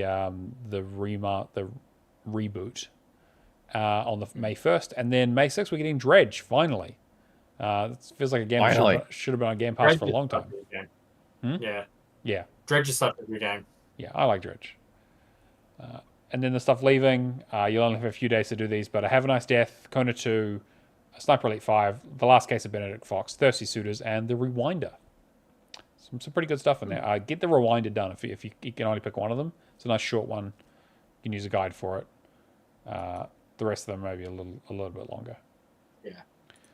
And then we have a Patreon, patreon.com/HallOfGamers. Huge thank you to Lee Howard, Mikhail KV, Natola Netta, Mad Lefty, Admiral Awesome, Happy Moogles, Kung Fu Skills, Hack and Pone, Cavalier 07, Old May Clown, Mace J, Left for Legacy, and McNulty. We literally could not afford to do the show without you guys, so thank you so much. I have gotten back to putting our outtakes and Lights, Camera, and Action up on the Patreon, so if you want more of us, that's the place to find us. We allow all content at all tiers, so whether you give $2, whether you give $100, like whatever you do, we don't want to restrict that. Like, you just support the show as much as you can, and we try to give you a little bit of extra content in as thanks. So stay tuned to that. I usually post about it in the podcast channel if you want to see like what's actually coming out. And we also have some of the older content that's already available for free users. So even if you want to sign up as a free user, you can do that too. It's always great, so we can just have people on the list. Spend more, love you more. So yes, 100%. Yes, my money. Yeah, I'm very bribable. Mm-hmm. Yeah. No, you want us to shill something for you? Please get a hold of us. Yes, happily. 100%. And so we also have our bi-monthly theme, the Bimestral Burden, which every 2 months we come up with a theme. So March and April, it was Bring Out Your Dead. So you complete games that feature the undead, zombies, ghosts, vampires, and other spookies. I was going to ask if we could put Forza Horizon 5 on that list because it will not stay dead. But it does technically have ghosts. You race against them. But yes, we are coming up to a new month, which means we have a new theme. And so the new theme, we're still trying to come up with a catchy name for it. We've got a couple of suggestions. We'll have it finalized by the time it goes live. But this is all about taking commands. So you need to basically play and finish games that have you commanding other people, whether that's your squad mates in like Rainbow Six or something, or like Ghost Recon, whether that's RTS where you're literally drawing a box of people and telling them to go do stuff, anything along those lines. I want to see interesting interpretations. I want to see your XComs. I want to see your tactics games. Like I'm very, very curious to see kind of how people interpret this and what kind of games they try to sneak by. I also want to see your fun names for the theme. We've got a few that I'll post in the channel afterwards. You got any ideas of what you're going to be playing, Cameron? Age of Empires. I never would have guessed. I never would have guessed. So I originally suggested this idea for the sole purpose of playing Age of Empires for 2 months. So yeah, me to blame. And he still won't be done with it. Speaking of what we've been playing, let's get into it. Shane, what have you been up to, mate? Oh, I was cleaning up some of the games you mentioned. I got Rewinder done and Thirsty Suitors. Rewind. I think you've done both of those. Yes, I did do both of them. Yeah, so I'd be very curious to hear your thoughts. Yeah, Rewinder was cool. I really enjoyed the Rewinder. I did not expect that. I thought it was just a point and click adventure game. Same. I didn't expect the whole time travel mystery Puzzles, part of it. That was cool. Thing to it. Yeah. Yeah, the Chinese mythology of it and all that. Very neat. Very easy, very short. I think I finished it in like 3.5 hours, something like that. So it's got a real cheap DLC. And I was listening to all the dialogue. So yeah, if you know what you're doing, the game's pretty straightforward. Yeah, it's super easy. I don't know why anyone wouldn't do it. And then I did Thirsty Suitors, which is just SEA Scott Pilgrim. It really is, right? I'll talk about the game a little bit as well, I guess, but I'm not sure how this game came about. And also right? Yeah, it's such an eclectic mix of all kinds of stuff. I don't know, what was your kind of experience with it? Well, it's for anyone who doesn't know, you play as Jala, and she comes back to town, and she's pretty much left a swath of broken hearts from, just like Scott Pilgrim. These kids have all been falling in love with each other since like elementary, middle school, all the way up to being adults. So there's like one guy who's had a crush on her. Like he dated her for a couple days in 3rd grade, and he's obsessed with her now. And yeah, it's Scott Pilgrim. If you've seen Scott Pilgrim, it's that. But then also it's very couched in South Asian family dynamics and generational trauma and dealing with those expectations, and all presented in a turn-based RPG. Yeah. With skateboarding. Is it also skateboarding, like mini game kind of? It's how you get around, but also you do. Yeah, there's some mini games here and there, but you're doing a lot of skateboarding in battles. Like, yeah, very weird. But I laughed out loud quite a few times. The game is very funny. It's very gay too. It's very gay. It is. Yeah. If you have any issues with any of that nonsense, or you're into all that anti-woke nonsense, don't play this. I'm sorry that your life is so sad, but this game is very funny. You're summoning like ex-boyfriends to throw around weights at people while your swole aunt comes and helps you too, and there's chaklas and grannies. Oh man, a bunch of the enemies that you have to fight are basically prospective husbands, suitors that your grandma has basically sent to try and marry you off, and you have to basically literally fight them off. And they're all very creepy and weird. It's very funny. They all got the same they're wearing like the shirts, but the texture like moves behind them as they're all moving, and they all have like really gaudy shirts on and everything. Fantastic. It was a really good time. Fairly easy too. Pretty straightforward. I don't know if you had any issues with it, but some of the skateboarding even stuff with the skateboarding elements, it took me a few tries to get a few of them, but I think like 90% of it is like pretty straightforward. There's just a couple of you just kind of have to run the tracks a few times, and there's like 28 challenges, and you have to get S rank on like 15 of them. So it's pretty doable, and you can kind of pick the easiest ones that you have the easiest time with. But it is going to give achievement hunters that are looking for an easy completion a little more trouble than they're probably used to from something like this. For sure. Because the skateboarding is going to take actual skill. So you don't have to balance like Tony Hawk, but otherwise you're still having to grind down a pole and then up a wall and then jump and land on another grind, and so. Yeah. I was actually, the reason I hadn't started this until now was because I was really concerned about my skateboarding skills. but a few other people played it and they kind of said like, hey, like the guides are really good. You can kind of follow the videos and you'll be just fine. You'll take a few tries to get used to the controls. And it took me I definitely struggled a little bit towards the end, but nothing compared to what I've had to deal with in the past. So yeah, I got through it. Yeah, I kind of jumped into that blind. I did not know skateboarding was in that. I did my usual achievements are good. Time to finish. All right, I'm going in. And oh boy, I don't like skateboarding games, so that was close. Yeah. Speaking of being blind, I have been doing one game from last year that I thought wasn't received the best, and I don't think it's too bad. And this was Alone in the Dark for this month, and I played that.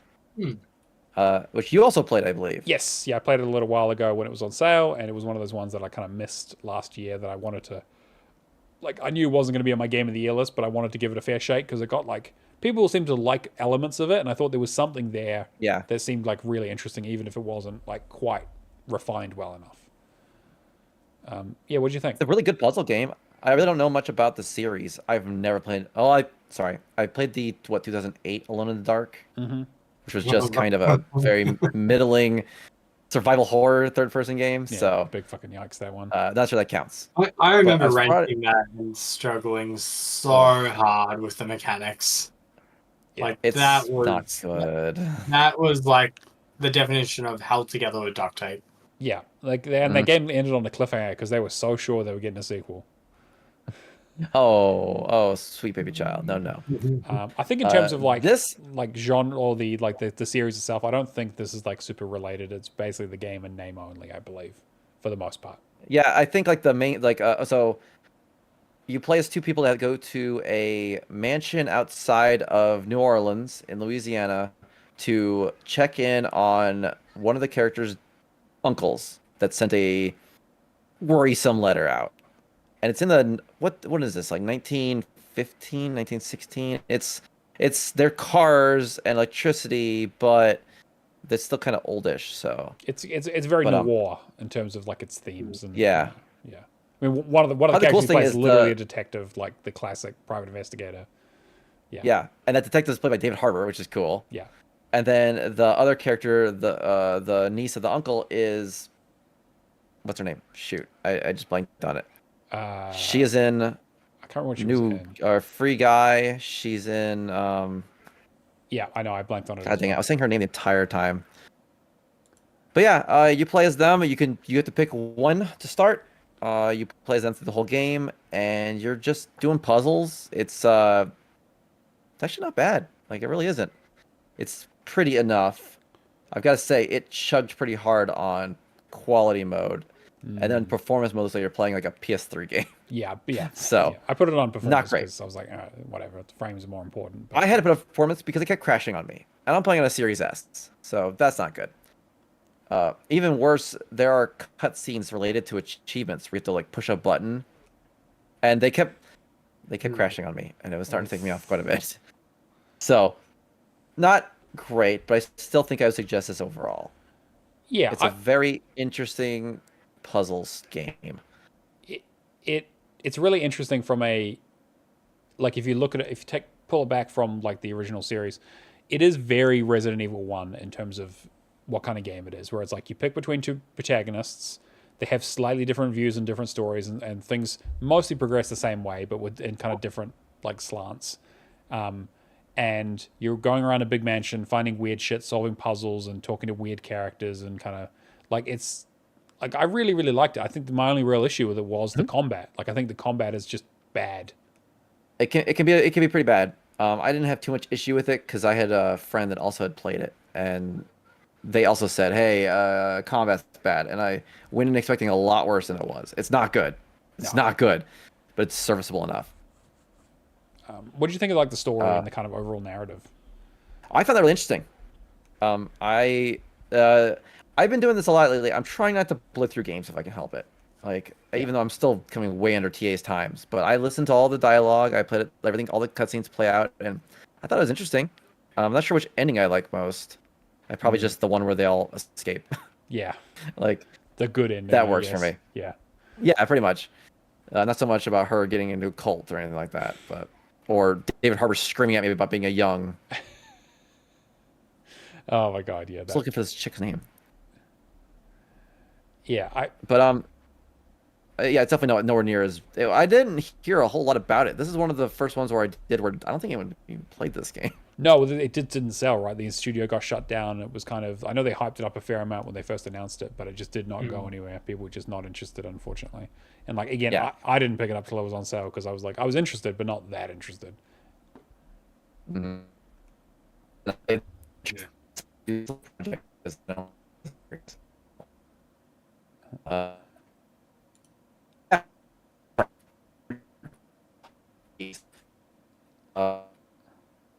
And Hang on, Shane, I think we're losing you there a little bit, buddy. Yeah, we didn't worry about it.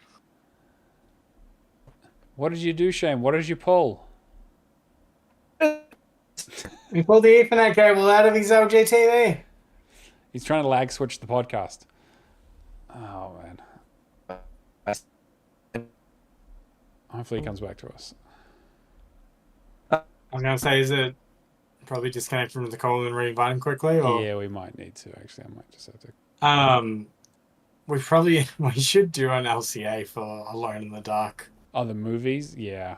Movies. Yeah, those are rough.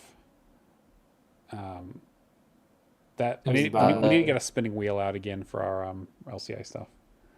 You know what though? I like Christian Slater, so Me too. we'll have to see what the first one's like. I went back and watched Heathers this weekend actually, and it's still fantastic.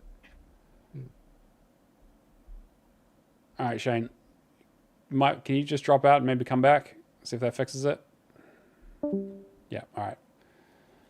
Apologies, listeners and watchers. We will try and fix these technical issues as and when. And now he's just a spinning box, so I guess we'll see what happens there. Good old Discord, eh? Yep. Cameron, do you want to talk about some of the stuff you've been playing?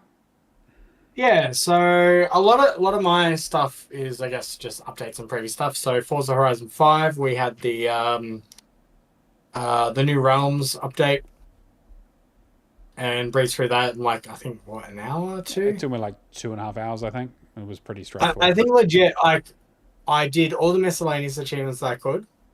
God. I think I had like 5 more courses left or something. I would hear me? start it. Yep. Yeah, perfect. We got you, Shane. So on my end, nothing happened. Yeah. You guys were still talking. I was moving. I could hear you guys. I could see you guys. That was weird. Yeah, you just turned into a robot for a minute there, and then just was like glitching out. So we had no idea what was going on. Freaking rude. You started shouting about the old gods, and suddenly they came to get you. I mean, they're getting title updates. Oh yeah, exactly. And so yeah, Cameron was just talking about Forza 5 and the Realm update. And Christian Slater and Heathers. Do you want to keep going, or we want to talk about more Alone in the Dark? I don't. Yeah, Shane, is there anything more you want to talk about with Alone in the Dark? I was gonna say I did the title updates for Power World and Vampire Survivors. Mm-hmm. Easy enough. And I started Tenchu Z in Japanese today. Ooh, interesting. I really enjoy Tenchu Z. It's very ropey, like it's very janky, but I did the last one a decade ago, and I've been playing. I played for a good 2 hours today, and I don't remember any of this. So that should be fun. Yeah, they just don't make ninja games like that anymore. You know, like the last one I think was like maybe Origami 2 was kind of maybe the closest. Yeah, these are sweaty games, man. You pull your sword out, and it makes noise. Yeah, Like they don't mess around. audible sharpness. It's ridiculous. Sharpness, jeez. Yeah, Cameron, what about you? So you've been playing the Realm stuff. Anything else? Yeah, so Forza Horizon 5, literally all I was doing, because I'm still doing the April Achievement Challenge, but I did all the miscellaneous achievements. I then would do like one skill, get 100 points. I would get up, do a 5 minutes elapse. I'd sit back down. I'd finish that off. Start the next one. Get back up. 5 minutes elapse. Yeah. This is how I got my 50,000 steps on Friday. So, pretty meaningless update. Yeah, I don't really understand why it exists. It doesn't really add anything to the game at all. It's so like Forza Horizon 4's updates felt meaningful. Like they were adding new elements to the games that actually, made them fun online experiences. Where everything for 5, I don't care for Rally. everything else has kind of been like, eh. Yeah, the cat and mouse thing was bad. Yeah. No, was it hide and seek, right? Yeah, hide and The seek. cat and Yeah. mouse one? Yeah, Yeah. yeah. But yeah, there was that. Borderlands 3, I've been playing through on Windows because there's quite high ratio for some of the stuff. I mean, this is a very unoptimized game. Like, it's like a 200 gig file. Yeah. It's massive on PC, but pretty much runs the same kind of experience as the Xbox version. Having fun with it. I've only like a few chapters in. Not really much else to say about that. Age of Mythology, we finally went back and did the Arena of the the Gods. co-op. That's it, Arena of the Gods. I meant to blank on the name. Definitely think there's been a balance change because it was a lot easier. For sure. I mean, there were some that we still struggle with a little bit, but we steamrolled like 90% of those. We really like restarted once though. The first 9, that was pretty much it, right? Yeah, there was basically like one. There was one that we had to restart, and then that one was still a little bit iffy in terms of us. We only just got it, but still, the other ones, it was really weird. I don't know why. Yeah, they must have rebalanced it or something because we were just. That's the only thing I can think of because it was much easier this time around. I mean, I still love the game. Other than that, I've just been doing Age of Empires 4, like miscellaneous achievements. Mm-hmm. All the updates they've been bringing out is like new civilization, 3 achievements or 4 achievements relevant to that particular civ. Right. So they might have like a minor change of like you can get a loan through the market rather than some of these other civ independent technology kind of stuff. Sure. That's been pretty easy to knock out. And then other than that, I was like, all right, there's some games that I've done that have like really like they're on the high end of the TA list in terms like I did Minecraft Legends like not so long ago. I did a fair chunk of Age of Empires 4, which I'm going to continue working through. Let's have a look through that list and see like what's really high up there that I can like minimal hours. Sure. But still has an overinflated ratio. And there was something at like around the 5.4 mark, I think, off the top of my head. Damn, that's pretty. And that was Nickelodeon All Stars Brawl 2. Oh, okay. Yeah. Sure. So this is like 12 to 15 hours. I started it on Friday. And like, there was achievements for winning 100 matches. I've done half of it already. The other stuff I've got to do is just keep on going for the campaign. Upgrade like roguelite abilities. Finally take out the final boss, and then do that on hard difficulty. And that's pretty much it. Okay. Seems pretty But I'm reasonable. like, this game should not be at a 5 ratio. This is.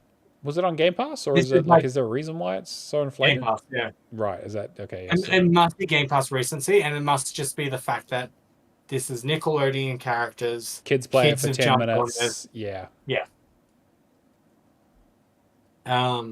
Because I'm still just trying to hit eye ratio. I do like another 50,000 step day on Friday, so I've done 2 this month. Nice. I've managed to balance it with. I think my ratio is still around 3.5 for the month Pretty good. at 13,000 gamer score earned. That's pretty impressive. Yeah. So, I mean, like, that was South Midnight, that was Minecraft Legends, that was Minecraft 360. There's quite a few things I've done for it. So, hopefully, I can get the April Achievement Challenge. Still in first, but yeah, we'll have to see. But That's pretty much me. between that and all your steps, you're doing pretty well. Well, I also, Kia's friend sold me a Samsung Galaxy 6 for $150. Damn. Nice. And I told myself, like, all right, if I meet 500,000 steps this month, that's my reward to myself. Nice. That's great. And I'm pretty close, so yeah. I've been playing a lot, but not a lot of different stuff. So I've been putting a lot of hours into stuff. So I picked up a few things on the sale, and I've been determined to actually start playing them immediately as opposed to just letting them go into the backlog. So I picked up the Tesla Grad bundle, which was Teslagrad Remastered and Teslagrad 2, which, if you don't know, are sort of side-scrolling puzzle platformers with some Metroidvania elements to them. Played through the first one. It's like 3 hours long. It was fine. I remember playing through it. Kind of, it was sort of similar stuff. It's okay. It's kind of like an interesting kind of first attempt at these kinds of like polarity puzzles. The idea is that you get like a cloak that allows you to change your polarity to like red or blue, and you would basically, a red repels red but attracts blue, so you can kind of like move yourself around using this kind of stuff and do like jumps and puzzles, and you get like a quick step, so you can do like a dash. And then Teslagrad 2 is like, we took everything that worked about that game, threw out everything it didn't, and just made it like a more open world Metroidvania.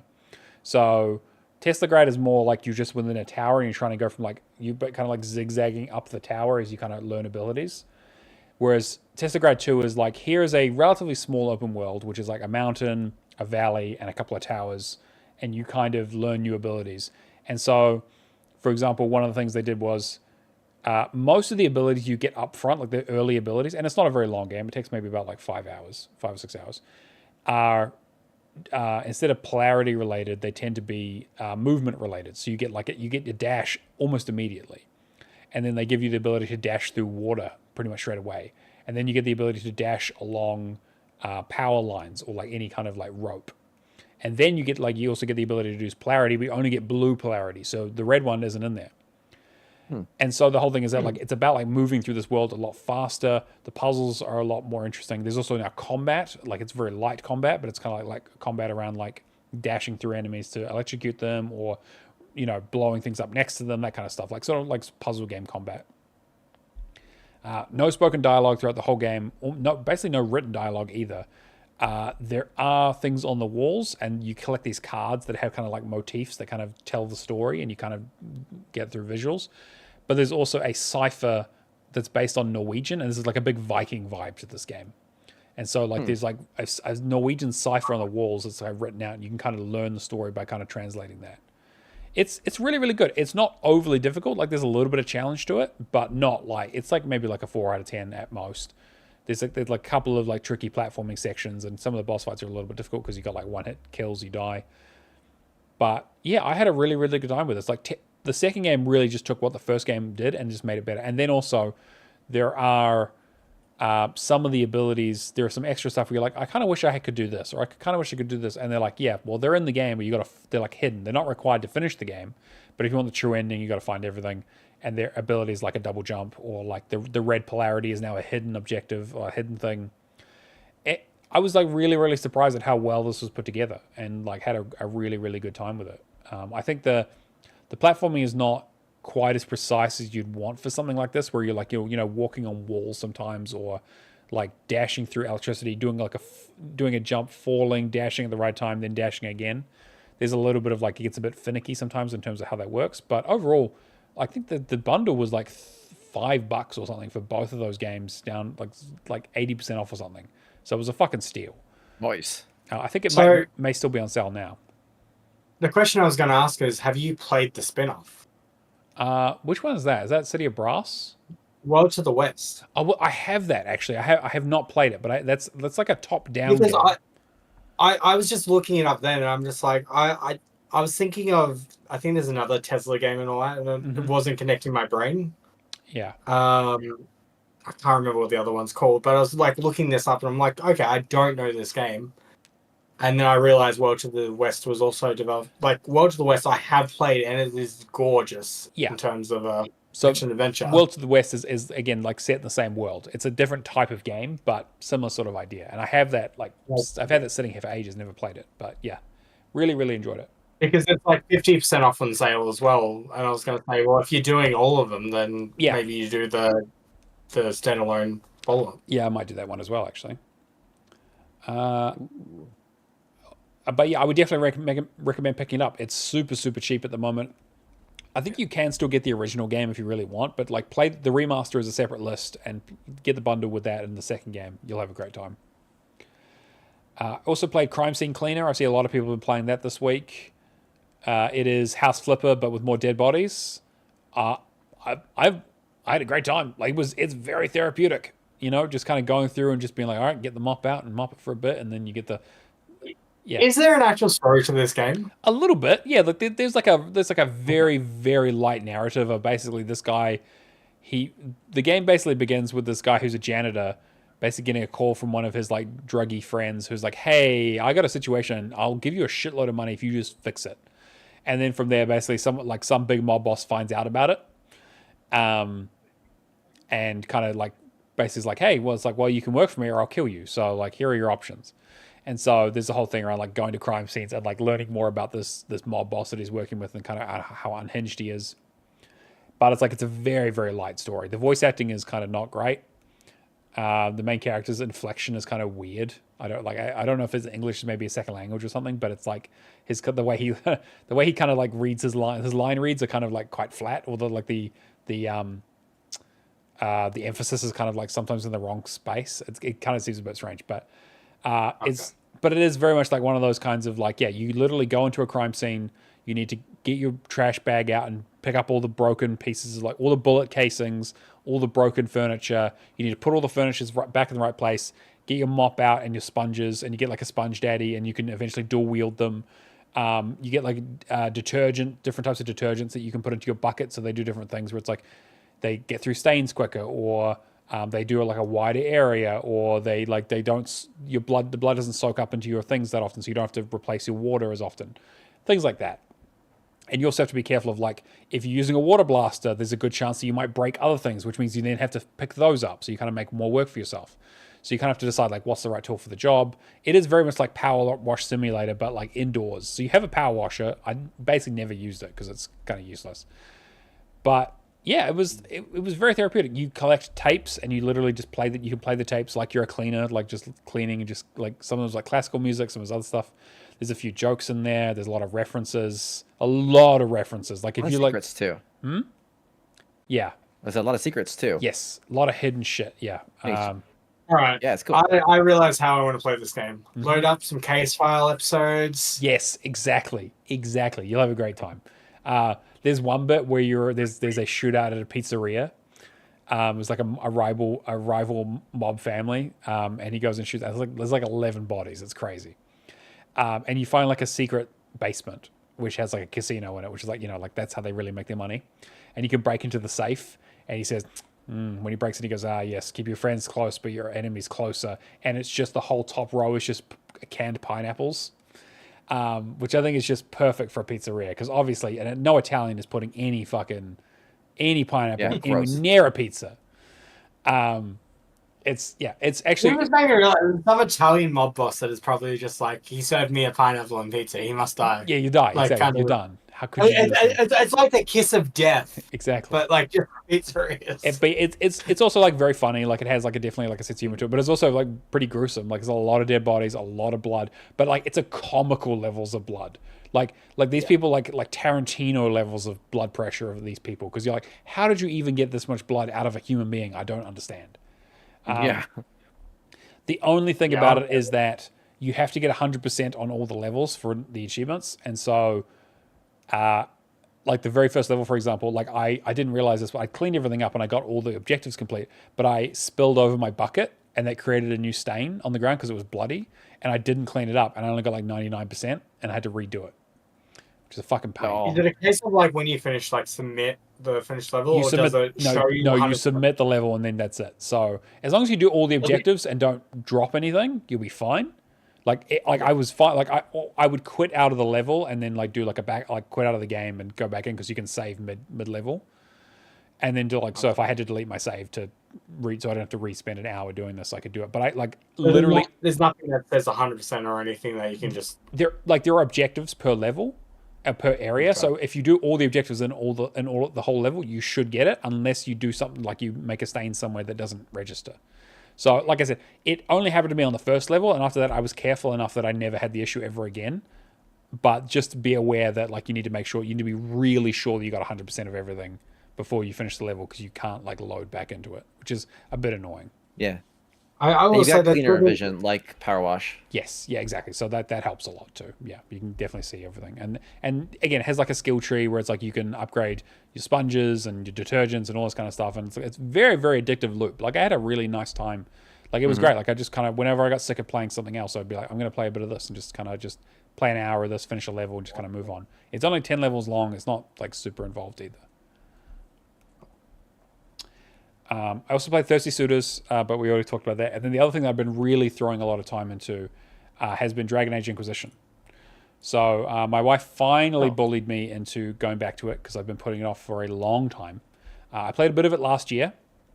I got about 25 hours into it. Kind of passed through I finished the first act, which is kind of the big choke point when you kind of move to a new location and the game opens up. And that's kind of that fight there is like one of the trickiest parts because if you fuck it up, you're kind of like completely boned. And I spent like 25 hours getting up to that point last year, and then I kind of just fell off it. Now I'm back into it. I put another 20 hours into it or so. Finished the next two kind of main missions. I've got 2 main missions left, doing all the side stuff. So this game won Game of the Year in 2015, right? I don't know how. I know Inquisition is I know Inquisition is their best-selling Dragon Age ever. Okay. But I don't think it's a very good game. And like obviously it'll always be compared with Origins, which I think is a masterpiece. This game has so much fluff in it. So let me put it this way. The main quest is you start like there's the Hinterlands, which is like the main quest area for the first part. Then you have Crestwood, and then you have either you have the Western Approach, which is like a desert, and then there's like an Orlesian court like level. And so each of those kind of has like a larger dungeon area within it, which is like a main mission. And then you have like one other mission, which is the Arbor Wilds, and then you have the final mission, that's the end of the game. So there's like 7 main missions or so. Not very long, but you need to be like, there's like level requirements or like level suggestions for those. And I'm playing on Nightmare because there's an achievement for it, so if I just mainlined it, I would get absolutely fucking destroyed. So I'm doing all the side stuff. There's like 5 extra areas, like just kind of open world areas that have no story in them whatsoever. There's no story reason to visit any of them. The only reason you would go there basically is because you need to, like, you want to just go everywhere and do all the quests. You want to do like some of the companion quests will lead you to those areas. And there's obviously like rifts and other side quests that you can do to kind of complete out your game. But it really feels like there's like 5 different areas where they're just like, oh, we don't have any content for this.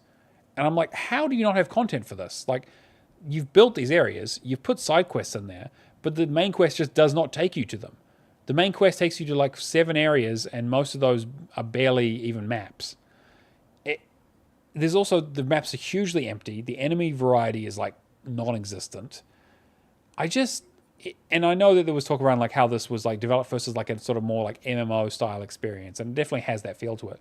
But there's so much open space and so many fetch quests and so many just, hey, collect 50 of these things, close 75 rifts, do the same kind of fights over and over again. Like, obviously, games have that kind of thing where it's like, there's only so many mechanics you can put into a game. It's going to get somewhat repetitive if you do it for 30, 40, 50, 60, 70 hours, right? But this just feels like busy work. The entire game feels like busy work. And I really enjoyed the story bits where I'm like, because again, Alison and Sherry have been watching, and Sherry's like, so when is something going to happen? And I was like, probably not for like 10 hours, because I got a bunch of other shit that I have to do to kind of just tick things off before I get to the next story beat. If this was just story beat after story beat, like Origins mostly is, again, there is a little bit of fluff in there, but that's fine. Like, Origins has a big map that you can look at, and then you just go to a location, and then there's like a quest in that location, maybe a couple of side quests, but that's it. Like, it's really, really straightforward. And I think it really benefits from that. Like, most of BioWare's stuff before this was kind of in that vein. 2 has a slightly more open world because you're revisiting a lot of the same locations at different time periods. And that also game was like copy and paste and rushed, and that was bad for different reasons. But I just don't understand how. And I thought that maybe I don't know. Let me put it this way: Mass Effect. I know just about every beat of that game. Mass Effect 1, 2, and 3 for the most part. Like, I know those. I could probably recall the story beats. In fact, I explained the entire plot of. I was talking to Char the other day, and Char was asking about the series, and I literally explained the entirety of the first game from beginning to end, with every story beat, with like side tangents about different races and stuff. Like, that world is so tight and understood, and like the game has very little fluff to it outside of you driving around in the Mako sometimes. And Origins is the same. Knights of the Republic was the same. And like compared to that, like this, I don't know why people like this game because I think it's just bad. I think it's actually bad. And I thought maybe it was just like I couldn't remember. Someone asked me to describe the story of it, and I was like, I remember kind of the first bit with like the Haven bit, and then there's like the Corythius attacks, and then you kind of end up at Skyhold, and then there's a bit with the Palace, and there's a bit with the Grey Wardens, and I was like, I feel like I'm missing something. I feel like there's a whole other section of the game that I'm missing. I was like, no, it turns out I'm not. Like that is basically the entire game. The rest of it is just the side stuff that my memory was just like, well, that wasn't important because there was no story there. And I was just, yeah, I'm really, really kind of like struggling now because I'm just kind of feel like I'm just, ticking off things on a list, which is the worst feeling. That's so interesting. Yeah. I don't know. Because like, as someone who really enjoys BioWare and enjoys that world, and like the world itself is so rich with like lore and experience and like storytelling. And it's been like 10 years since the first game. And so there's like interesting stuff that they bring forward.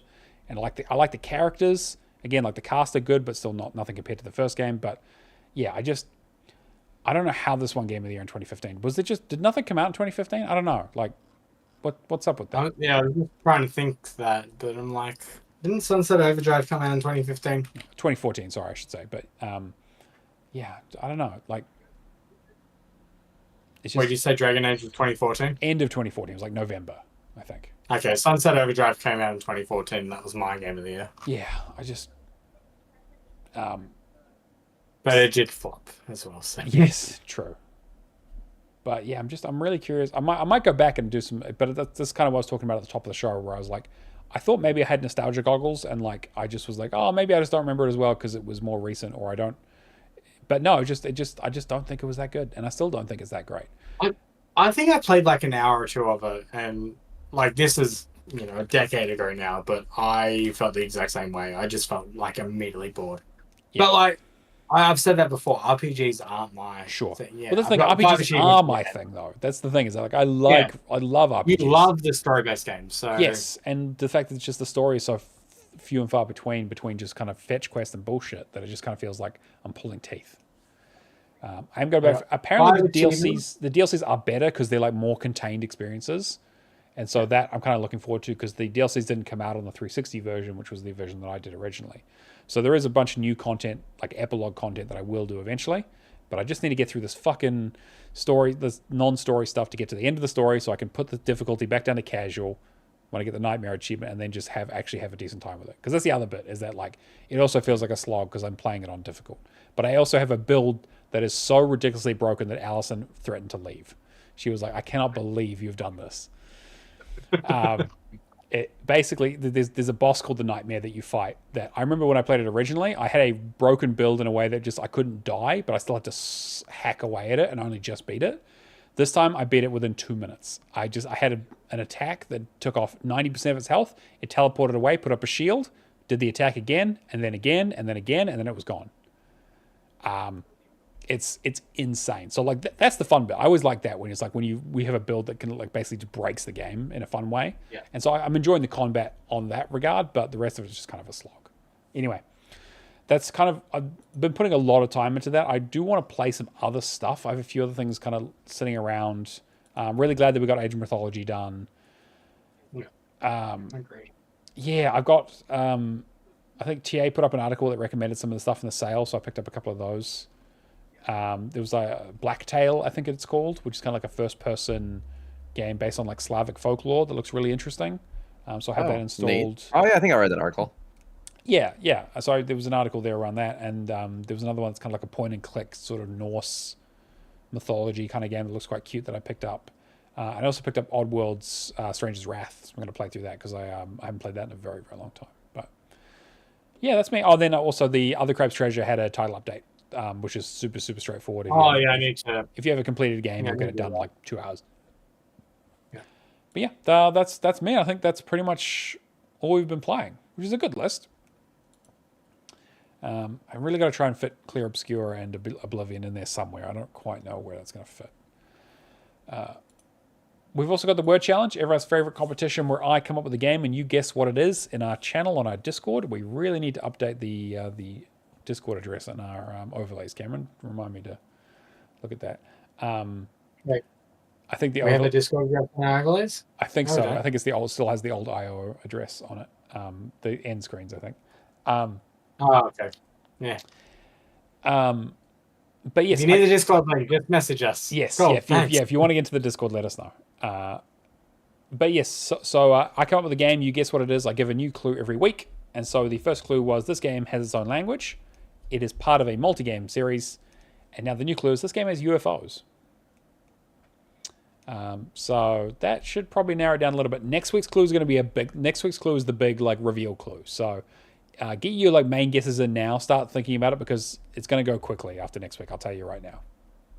And it's probably going to be Left for Legacy or Stubby. So,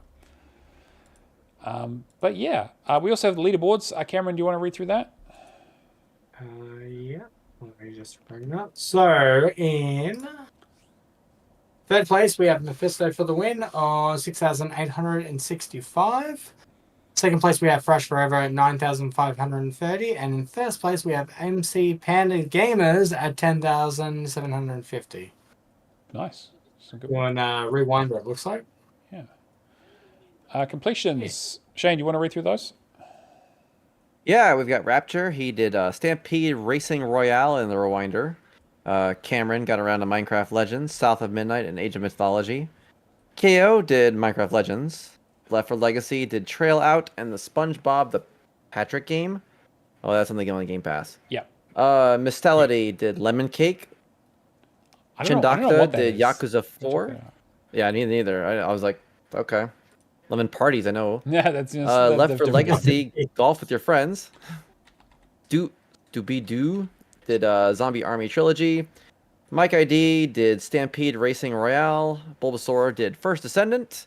Vex 173 did Crime Scene Cleaner, as did Bottle of Sharks. And Dude That Writes Long Reviews did Far Cry New Dawn. And I think you gave it like a 7 out of 10. So it looks like Lemon Cake is like a really cutesy kind of simulation, restore an abandoned bakery and prepare pastries from farm to table. Very fresh ingredient. Yeah, you. It's like a Switch title. Yeah, it looks kind very, of like very cute. Vibe, yeah. I want to play this now. How Yeah, much is this? Great. All right. Well, I think that's going to bring us to the end of the show. Yeah, we've been decently busy this week, but hopefully we'll get some more news next week because I want to chat more about this stuff. But as always, yeah, you can find us on Twitch. Xbox Hall of Game is the place to find us. Come hang out with us, interact with us in the chat. We love to try to integrate you guys into the show as much as possible. But yeah, Cameron, have you got anything you want to shell? No. Not that I can think of right now. Easy. It's like, nah. I'll be playing Xbox games. Yeah, fair. Shane, what about you? Just firehawkd.com. You can find. I'm doing the Twitch. I'm doing the YouTubes. I'm on the Discord. And I'm Neomaster on everything True Achievements, Xbox, and Discord as always. Huge thank you to our live audience, our Patreons, my wonderful co-hosts, and everyone listening and watching at home. Make sure to check out the show on your audio platforms or on YouTube if you missed the VOD. We will catch you guys next week. See you later. Peace. Bye, everyone.